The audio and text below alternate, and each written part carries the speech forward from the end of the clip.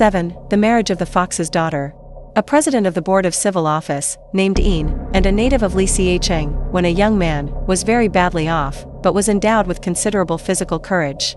Now in his part of the country there was a large establishment covering several acres with an unbroken succession of pavilions and verandas and belonging to one of the old county families, but because ghosts and apparitions were frequently seen there, the place had for a long time remained untenanted and was overgrown with grass and weeds, no one venturing to enter in even in broad daylight.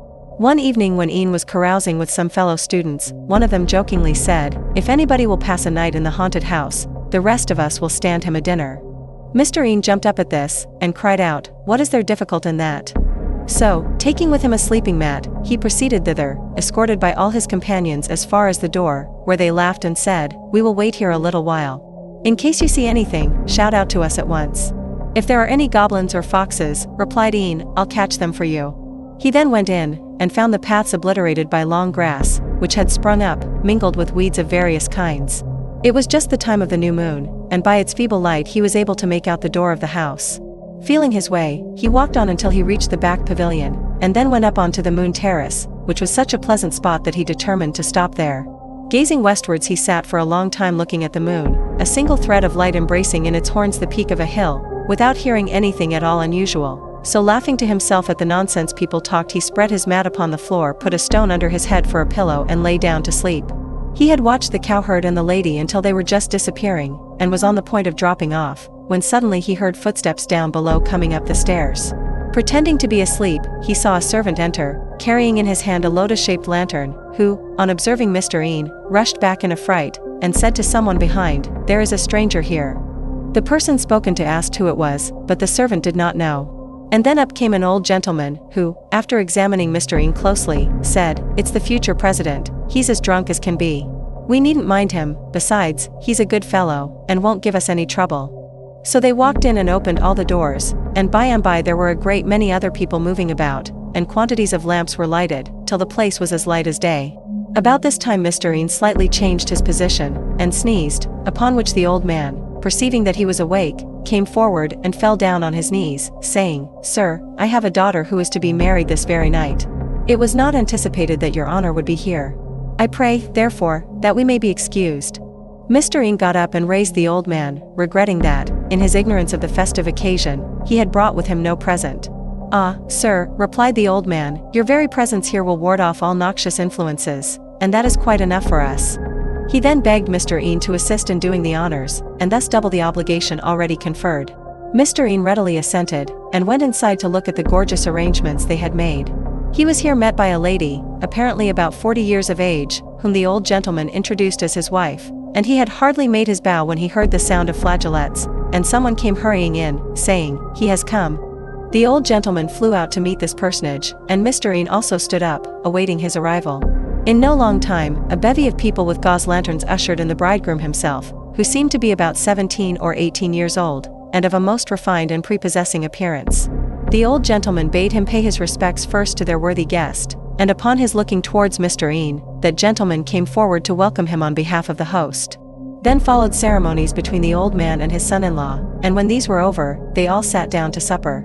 Hosts of waiting maids brought in profuse quantities of wine and meats, with bowls and cups of jade or gold, till the table glittered again. And when the wine had gone round several times, the old gentleman told one of the maids to summon the bride. This she did, but some time passed and no bride came. So the old man rose and drew aside the curtain, pressing the young lady to come forth, whereupon a number of women escorted out the bride, whose ornaments went tinkle-tinkle as she walked along, sweet perfumes being all the time diffused around. Her father told her to make the proper salutation, after which she went and sat by her mother. Mr. Ian took a glance at her, and saw that she wore on her head beautiful ornaments made of kingfisher's feathers, her beauty quite surpassing anything he had ever seen. All this time they had been drinking their wine out of golden goblets big enough to hold several pints, when it flashed across him that one of these goblets would be a capital thing to carry back to his companions in evidence of what he had seen. So he secreted it in his sleeve, and, pretending to be tipsy, leaned forward with his head upon the table as if going off to sleep. "The gentleman is drunk," said the guests, and by and by Mr. Ian heard the bridegroom take his leave, and there was a general trooping downstairs to the tune of a wedding march. When they were all gone the old gentleman collected the goblets, one of which was missing, though they hunted high and low to find it. Someone mentioned the sleeping guest, but the old gentleman stopped him at once for fear Mr. Ian should hear, and before long silence reigned throughout. Mr. Ian then arose. It was dark, and he had no light, but he could detect the lingering smell of the food, and the place was filled with the fumes of wine. Faint streaks of light now appearing in the east, he began quietly to make a move, having first satisfied himself that the goblet was still in his sleeve. Arriving at the door, he found his friends already there, for they had been afraid he might come out after they left, and go in again early in the morning. When he produced the goblet, they were all lost in astonishment, and on hearing his story they were fain to believe it, well knowing that a poor student like Ian was not likely to have such a valuable piece of plate in his possession. Later on, Mr. Ian took his doctor's degree, and was appointed magistrate over the district of Chiu, where there was an old established family of the name of Chu. The head of the family asked him to a banquet in honor of his arrival, and ordered the servants to bring in the large goblets. After some delay, a slave girl came and whispered something to her master which seemed to make him very angry. Then the goblets were brought in, and Mr. Ian was invited to drink.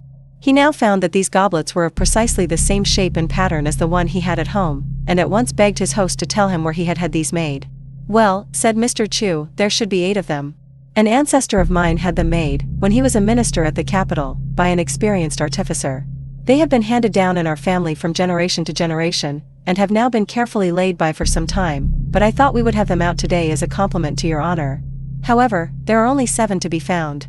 None of the servants can have touched them, for the old seals of 10 years ago are still upon the box, unbroken. I don't know what to make of it. Mr. Ian laughed, and said, it must have flown away. Still, it is a pity to lose an heirloom of that kind, and as I have a very similar one at home, I shall take upon myself to send it to you. When the banquet was over, Mr. Ian went home, and taking out his own goblet, sent it off to Mr. Chu.